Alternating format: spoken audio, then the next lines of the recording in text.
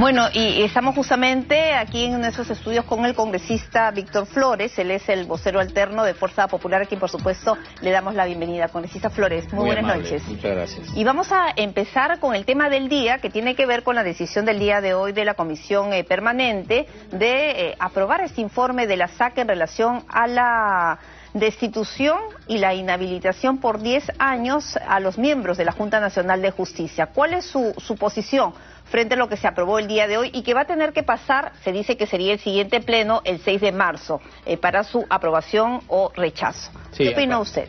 Bueno, en primer lugar yo estoy, en total acuerdo con esta decisión tomada por el pleno, por la Comisión Permanente, porque esto es prácticamente la decantación de todo un proceso que ya ha venido anteriormente, ¿no?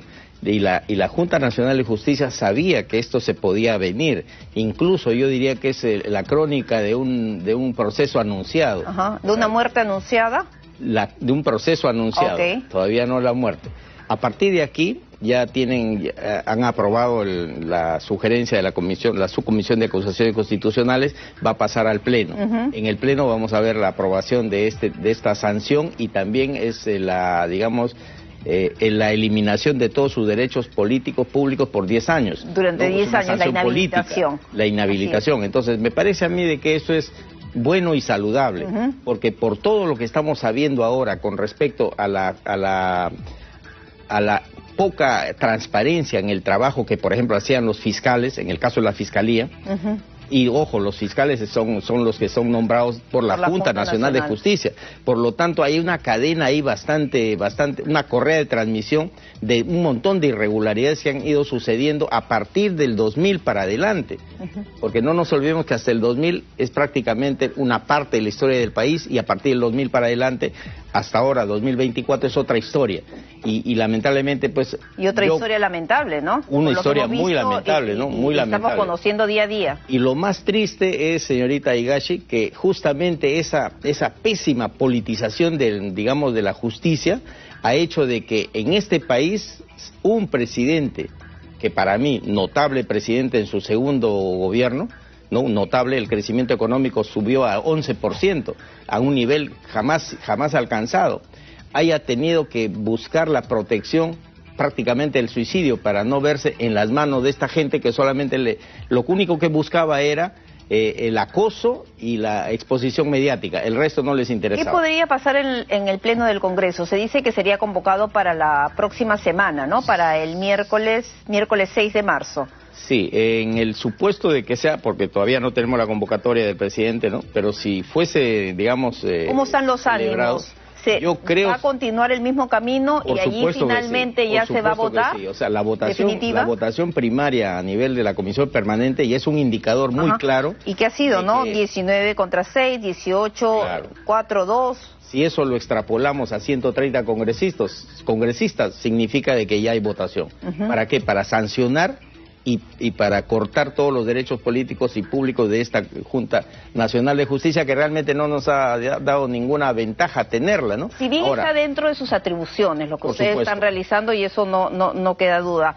Pero hay quienes señalan que de aprobarse este informe que fue sustentado por el congresista Esdras Medina, significaría en el Pleno un durísimo golpe a la democracia, a la institucionalidad. ¿Ustedes qué responden a eso? Yo no creo... Y que causaría además gran preocupación en el mundo entero, sobre todo en estos momentos que necesitamos estabilidad. Definitivamente yo no creo que haya un golpe a la democracia, por dos razones. Primero, por la estabilidad económica que tiene el país.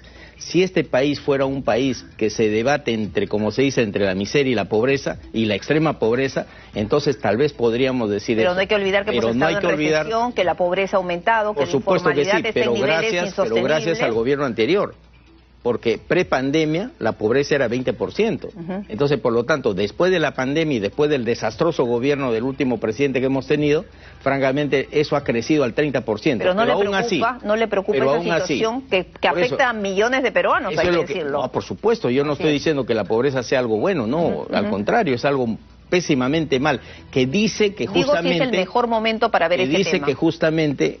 Que dice que justamente es el resultado de una pésima administración que hemos tenido. Ahora, por el otro lado, la democracia está, digamos, bastante consolidada por el tema de de la normalidad o digamos de la estabilidad económica. Eso también es muy importante. Estabilidad para algunos, pero recesión para otros y los bolsillos más desgastados para muchos. Pero aún así, señorita Higashi, vulnerables. Aún así somos un país de oportunidades, somos un país de emprendedores, somos un país donde la Constitución está a favor del emprendedor, del trabajador, del que se levanta temprano, como está duramente golpeado. Entonces, el emprendedor. Por supuesto también, que sí, ¿no? Por supuesto que sí, pero eso no nos quita de que el libre mercado que nos gobierna hoy en día hace posible de que no nos falte un pan en la mesa. No le preocupa. ¿Y quiénes ocuparían si es que salen los no podemos hablar de que la democracia está en juego o que la democracia va a resentirse. Mire lo que pasó en el caso de Vizcarra. Y justamente la JNJ es producto, es concepción de la idea malévola de Vizcarra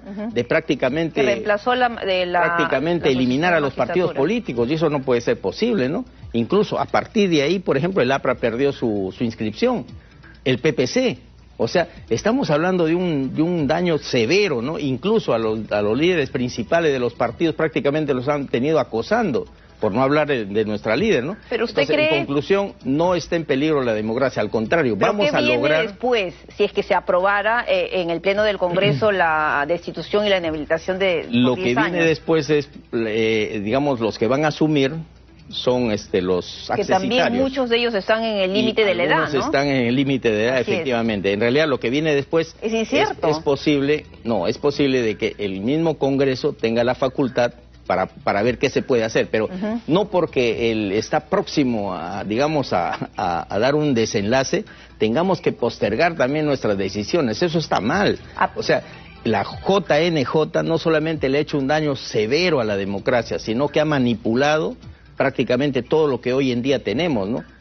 ¿Tanto poder tenía, usted cree? Por supuesto, porque ellos son los que elegían a los fiscales, y los fiscales, no nos olvidemos que han hecho también una labor nefasta. Imagínense, 19 veces ha sido devuelta una carpeta fiscal a sus orígenes. ¿Por qué? Domingo Pérez, ¿no? Por supuesto, ¿por qué devuelven una carpeta fiscal 19 veces? Simplemente por incapacidad. Porque estaba incompleta, por inexperiencia, ¿no? por ser inexpertos. Ahora, este Congreso tiene, pues, está a la altura de las circunstancias debido a su desaprobación, lo digo. Yo sé que muchos dicen que no pueden generalizar la labor de uno de los 130 congresistas, pero lo cierto es que la evaluación es del Congreso y está jalado en los últimos sondeos de opinión. Yo para eso tengo una propuesta. Quieren cambiar la Junta Nacional de Justicia, quieren ver el tema del Ministerio Público. Hay un proyecto de ley que está buscando la reestructuración con la destitución de los fiscales supremos. Es que no poder tiene el Congreso. Es que no podemos hacer lo contrario. Hacer lo contrario sería prácticamente sentenciar al país a la barbarie. Tenemos que hacer el trabajo que nos corresponde. Por supuesto que puede no ser muy popular, puede no ser muy agradable, pero tenemos que hacerlo. O sea, nuestras facultades, nuestras condiciones y también nuestra exigencia a nivel legislativo es tomar los problemas del país y darle solución. Porque si no, imagínense, ¿qué pasaría si lo dejamos así tal como está? Seríamos un Congreso intrascendente. Y ojo, este Congreso, a pesar de su mala prensa que tiene, a pesar de su mala popularidad y su poca aceptación, y son tres factores que se combinan ahí, y su poca aceptación, simplemente es un Congreso que sí está trabajando. Vacamos un presidente, hemos nombrado al Tribunal Constitucional, o sea, hemos hecho labores muy importantes, el defensor del pueblo en medio de cuestionamientos, ¿no? Inclusive algunas normas de reforma constitucional muy importantes, ¿no? Entonces, no podemos decir, claro, yo estoy de acuerdo con usted que este Congreso es el peor de la historia del Perú, pero también decíamos lo mismo del anterior, y del anterior, y del anterior. Y pensamos que no iba a haber uno peor, pero lamentablemente... No creo que seamos el peor en todo caso. Somos uno de los congresos que está trabajando. Mire... Y ahí, antes de que vayamos al otro tema, con la misma firmeza, porque no trataron el tema de los niños y de los mochasueldos. Está en camino, está en curso. ¿No cree que ahí también hay que hacer un mea culpa? ¿No les ha faltado firmeza por esa razón para esos casos? Es que yo he clasificado a los congresistas en 5 tipos. Número 1, los niños, que justamente es lo que usted habla. Número 2, los blindadores, porque no nos dejaron trabajar en el tema de la vacancia. Número 3, los mochasueldos. Número 4, los ninis, los que ni trabajan, ni dejan trabajar, ni hacen nada tampoco, y se van de paseo todo el tiempo. Y número 5, los trabajadores, pero ese número 5 es 1/5 del total. O sea, menos, yo creo. No, un quinto del total. ¿Sí? Un quinto es 26, me parece. Okay. O sea, claro, prácticamente no llegamos ni a 30. Pero ese quinto del total está sacando la cara por este país. Ojo, recuperamos el país de las garras del socialismo, del camino torcido que nos estaban llevando. Hoy día el país nuevamente ha regresado a la senda del desarrollo, el progreso, la recuperación económica. Ojo, a pesar que hay recesión económica, ya los primeros indicios de los 2 primeros meses del año indican que vamos a crecer 2 a 3%. Ojalá, pero eso es muy insuficiente. Bueno, ¿no? Es bueno, pero es insuficiente. Se necesita a partir de 4 como mínimo. 4 a 5 para ver el tema del empleo y el tema de la pobreza que estamos pero a no tan golpeados. Definitivamente, no queremos la recesión. Pero también lo que genera polémica, bueno, pero quería terminar con el tema de la Junta Nacional de Justicia. El gobierno, a través del Premier, ha declarado el día de hoy, manteniendo cierta distancia, ahora sí, en relación a cómo ustedes están actuando frente a los integrantes de la Junta Nacional de Justicia. Dice que hay preocupación en todo caso. Por supuesto, de repente hay preocupación por parte de ellos, ¿no? Pero por nosotros no podemos ser dubitativos, al contrario, tenemos que mostrar firmeza, decisión y ser consecuentes con el tema de que esta Junta Nacional de Justicia, al contrario, los primeros meses de la investigación, el Congreso le ha dado facilidades para que vengan a exponer y ellos decían olímpicamente no voy. No voy porque no me corresponde ir al Congreso, pero se equivocan porque el Congreso es el primer poder del Estado y a pesar que ellos son un órgano autónomo, está sujeto a ciertos controles y en este caso los controles los hace el Congreso.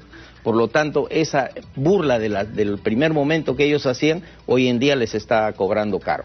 Porque presentaron una serie de acciones. Por supuesto. Acciones, y hay que decirlo, yo no soy abogada, pero de acuerdo a lo que yo conversaba con algunos de ellos, decían que estaban en la posibilidad de hacerlo, ¿no? Lejos de preguntarle al Tribunal Constitucional si está bien o está mal que se quede una magistrada que ya superó los 75 en el caso años, de la doctora Inés Tello, lejos ¿no? de preguntarle al TC, le preguntaron a servir. O sea, es como si un funcionario le preguntara al portero, ¿está bien lo que hago o no está bien? Bueno, pero servir tampoco no es el portero, No, estoy poniendo un paralelo, pero no es lo mismo, pues, claro. Por supuesto, pero una cosa es preguntarle al TC y otra cosa es preguntarle, pues, a servir, ¿no? Entonces, eso, por ejemplo, es una falta gravísima, que ellos no lo sopesaron en su momento, ahora les está regresando. Bueno, hablemos del proyecto, ¿no?, que han planteado, que han presentado Fuerza Popular, para que los policías no sean detenidos si causan lesión o muerte en el ejercicio de su deber. Esto también genera polémica. Ustedes hablan de la presunción de inocencia, que en caso de ser hallados culpables los policías por el Poder Judicial y da la condena, si tiene que ir a prisión, que vaya, pero no de manera preventiva. Por supuesto, mire, todo empieza con el tema de seguridad ciudadana. Mi despacho, desde que empezamos el trabajo, empecé a trabajar yo un proyecto de actualización de la Ley de Seguridad Ciudadana que data del 2003, no 13. Imagínense, en esa época pues los celulares eran todavía grandes, ¿no? Pesados y grandes. La batería duraba 3 o 4 horas. Hoy en día hay celulares ultramodernos, que son computadoras en la mano de las personas. Entonces, y también de los delincuentes. Entonces, esa ley ya no es digamos, la más adecuada para el 2024. Tenemos que actualizarla.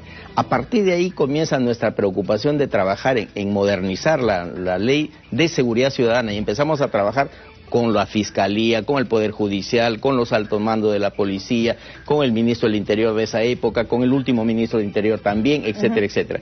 Entonces, la idea es que cómo empoderamos a la policía, porque la policía es una persona como usted, hay policías mujeres, es una persona como yo, hay policías varones, por lo tanto, ¿cómo le empoderamos al policía para que pueda trabajar y hacer lo que sabe hacer? Le voy a poner un paralelo. El dentista sabe sacar dientes, ¿no? Bien, el policía, ¿qué sabe? Sabe cuidar la seguridad de la gente, sabe cuidar la seguridad ciudadana. Y muchos dicen, mejor no me meto, y eso he conversado con muchos efectivos policiales, mejor no me meto porque si no voy a salir empapelado, voy a salir enjuiciado. Hemos hablado con subalternos también, múltiples subalternos y con oficiales de primeras graduaciones. Y lo que ellos nos dicen es que el problema es que no pueden ni siquiera intervenir, porque cuando intervienen y hacen uso de sus vamos a llamarle del arma de reglamento, de su arma de reglamento, puede suceder dos cosas: o elimina, como consecuencia, por supuesto, de ese evento, ¿no? Puede ocasionar daños o muerte. Pero esa es la primera opción. Y la segunda opción es que él siempre va a ir a la cárcel. Y en el supuesto de que quede, digamos, el delincuente, no, que el delincuente siempre va a haber represalias. O sea, es un problema para el policía pensar, decir o hacer y tomar una decisión en un momento determinado. ¿Por qué? Porque, como usted ya lo acaba de decir, ¿qué hago? Mire, otra cosa también, el policía no solamente es policía cuando está uniformado, el policía sigue siéndolo, así no tengo uniforme, franco, esté en vacaciones, con permiso, con alguna comisión inclusive, puede estar de franco, digamos, de civil. Y si es testigo de un hecho delictivo, entonces tiene que decir, ¿lo hago o no lo hago? Y ha habido ocasiones en que ha hecho uso de todos sus implementos y ha terminado con prisión preventiva. Entonces lo que nosotros queremos es que el policía en acción de servicio o también aún no estando de servicio pueda tener la prerrogativa de enfrentarse con sus atributos constitucionales, porque de eso se trata. Así provoque los atributos o la constitucionales muerte. Es guardar la seguridad ciudadana, colaborar con los ciudadanos, evitar el delito. Pero hay quienes señalan que con este proyecto se estaría buscando la inimputabilidad. De ninguna manera, y aquí viene el otro detalle. Y eso sí tendrían que explicarlo, porque eso sería bastante delicado, ¿no? Lo que estamos haciendo con este proyecto es evitar que los fiscales, porque ojo, los jueces sí pueden dictar prisión preventiva, por si acaso, eso no está variando, ¿no? Los fiscales no soliciten prisión preventiva a los jueces para el policía que ha intervenido en un hecho delictivo. O sea, ni soliciten prisión preventiva y tampoco soliciten detención preliminar. Detención preliminar. O sea, eso es lo que estamos buscando, para que el policía se empodere y pueda actuar en un momento dado. Ahora, eso no significa que no vaya a haber investigación. Por supuesto, posterior a eso, la investigación se abre, pero el policía no tiene por qué estar preso, porque cuando lo meten preso a un policía, corre también su vida en peligro, o sea, se pone en riesgo prácticamente todo. Otra cosa, el policía da el pecho y pone la cara, pero eso de poner la cara no es una frase, pone la cara que lo identifica a él frente a los delincuentes, hemos visto, ¿no?, lo que ha ocurrido, dónde vive, cómo se llama, etcétera, etcétera, hasta por dónde transita. Entonces, eso es lo que queremos con nosotros con este proyecto, que el policía intervenga, tranquilo, le dé tranquilidad a la población y su intervención esté resguardada por un proceso debido desde el punto de vista de que si hay delito, entonces el juez dictará pues lo que tiene que dictar, ¿no? Pero si no hay delito, entonces lógicamente no tiene por qué ser castigado, y menos todavía puesto preso, ¿no? Si hay un abuso de sus funciones, si hay un delito, y eso lo tiene que disponer el juez, claro, por ahí supuesto, sí tendría que ir a la cárcel. Por supuesto. Mire, hace poco fuimos testigos en la época de estas protestas. ¿Puede haber un abuso? Claro, por supuesto. ¿Cómo se ha registrado? En estas últimas protestas que hubieron también, ¿no? El policía era mandado con una vara, con su tomba que le llaman, y un escudo de acrílico, que una vez que se rompía parecía vidrios, porque se podían hasta lastimar. O sea, yo no creo tampoco en ese tipo de control digamos, de las protestas. Las protestas tienen que controlarse incluso desde la dación de las leyes, ¿no? Las personas que interrumpen una carretera, una vía pública, no tiene puede que actuarse ser, pues, con firmeza, porque es un delito, y siempre lo reiteramos aquí. ¿No? Es un delito. Ahora, pero la policía no es perfecta, y hemos visto que muchas veces, como ya lo había señalado, cometen abusos, ¿no? El uso indebido de sus funciones, ¿no? Abuso de autoridad. Bueno, yo no lo había señalado. No, yo lo había dicho. Lo que a mí me interesa es que el policía cumpla su función empoderado, con tranquilidad, con fuerza y también con firmeza. Ojo, en un evento delincuencial las cosas ocurren en instantes, en fracciones de segundos. Entonces el policía tiene que estar preparado, y él está preparado para eso, porque su formación así lo dice, para que su reacción sea inmediata. La velocidad de respuesta tiene que ser inmediata. Entonces, eso es lo que queremos, una policía empoderada, que colabore, y otra cosa más. El solo hecho de dar esta ley y empoderar a la policía, de hecho que es ya un acto disuasorio. O sea, va a disuadir a los delincuentes, porque ellos van a saber de que el policía sí está empoderado para hacer el uso de su propio reglamento, de sus armas de reglamento, y también, sobre todo, de las condiciones de la Constitución, o sea, ¿Y en otros países hay una legislación similar? Por supuesto, por supuesto. Y ojo, son en los países más adelantados. O sea, en cierto modo tenemos que también caminar hacia ese sendero, ¿no? Digamos, la ruta que nos queda es ser un país desarrollado. Estamos próximos a ser miembros de la OCDE, por lo tanto también nuestra seguridad ciudadana, nuestra policía tiene que estar empoderada. También el tema de derechos humanos, ¿no? Y estabilidad. Sin mencionar los derechos humanos, porque eso también hay que respetarlos. Pero eso no significa que, como es ahora, el policía se convierte en victimario y el delincuente en víctima. El delincuente se va a las 72 horas a su casa y el policía se va a la cárcel. O sea, eso no puede ser, pues, ¿no? Hablando del tema de la inseguridad y qué hacer, ¿usted cree que el ministro debe permanecer en su cargo? Mire, con respecto a eso yo tengo una posición bien particular, Las figuras, las caras visibles de la administración pública pueden cambiar, pero las caras visibles no hacen el conjunto de las actividades o es el cuerpo de las actividades del ministerio. Los ministros pueden cambiar, pero ¿quiénes son los que continúan el trabajo? Son digamos, toda la plana directiva de los ministerios, el viceministro. Pero se está haciendo un buen trabajo, gabinete, porque no solamente con el tema de la inseguridad le pregunto, en el caso de Vladimir Cerrón hasta ahora no dan con su paradero. Bueno, ese sería otro tema que también lo puedo tocar, por supuesto. No, claro, en el tema de seguridad ciudadana yo creo que se están tomando algunas medidas importantes. Para Trujillo, por ejemplo, han dictado unas medidas de emergencia, ¿no? Para Trujillo y para Patás, y no solamente el estado de emergencia, sino también en Patás va a haber una base militar policial y en Trujillo va a haber una base policial militar, al revés. Entonces, ¿eso qué le da a la población? Le da cierta tranquilidad de que hay gente que se está preocupando por la seguridad. En Trujillo hay un muerto diario.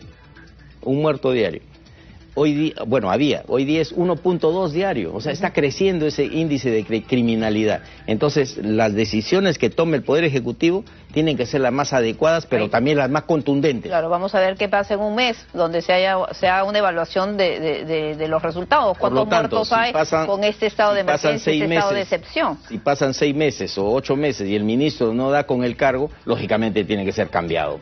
Perfecto, congresista, gracias por haber estado con nosotros. Y tenemos más aquí en Estación Central. Lamentable lo que ocurrió en